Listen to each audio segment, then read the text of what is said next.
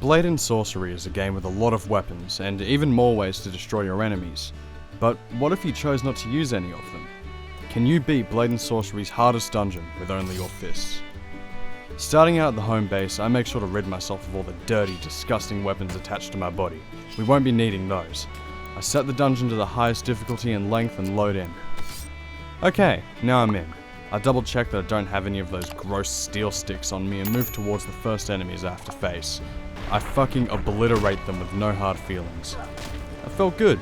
I feel confident. But that won't last for long. This is where the real game begins.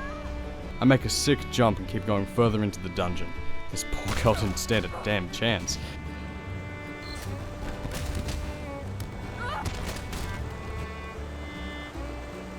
I've created a method to completely destroying people with my bare hands. First step is to knock them over by either punching them or throwing something at them. Second step, either grab them by the shoulders and smash their face into the wall, or fucking yeet them into other enemies like I'm playing Wii Sports bowling. Rinse and repeat. This probably works too well. Which, I mean it would. I don't think even the proudest of men would look at what I'm doing to these people and say, yeah, I'd survive that easy.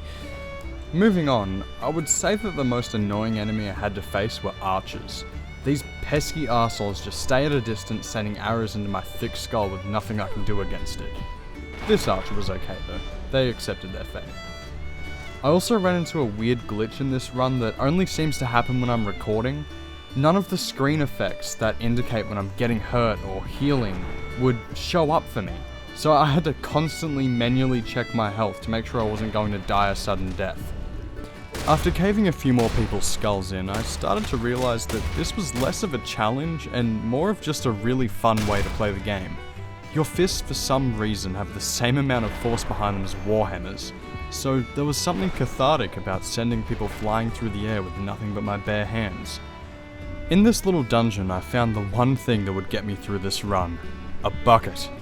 I was desperate to find a way to holster it or put it in my inventory, but that just wasn't an option. So with that, I did the only thing I could do. Place the bucket over an enemy and smash their head in with it. It's what Mitten Squad would have wanted. It was at this point in the run where I realised I was starting to lose my mind. What I'm about to do was a senseless act of cruelty. I didn't have to do it. I didn't even want to do it. But my mind at this point was overcome with the need to brutalise. It took me a second after doing this to really come to terms with what I had done. It was the point of no return with my god complex in this game. After this, I just started yeeting people. Here's a quick compilation of me doing some yeets.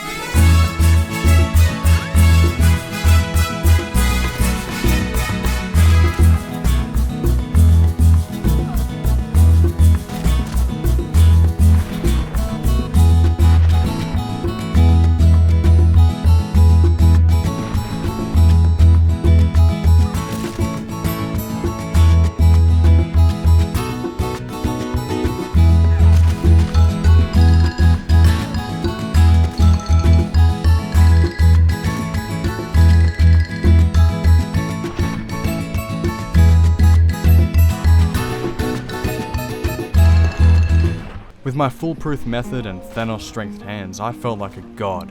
I was unstoppable, infallible, oh shit, I'm on really low health and it seems I'm in a 1v4. After having to fight wave after wave of enemies while on super low health, which for some reason you can't see in the recording, I managed to find an enemy with a healing potion.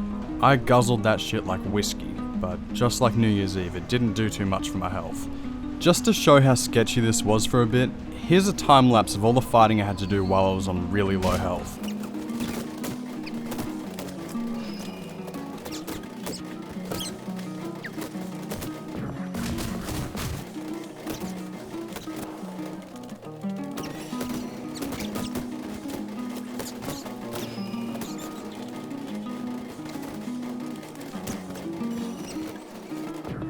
And just like that, after what felt like decades of fighting, the waves were over.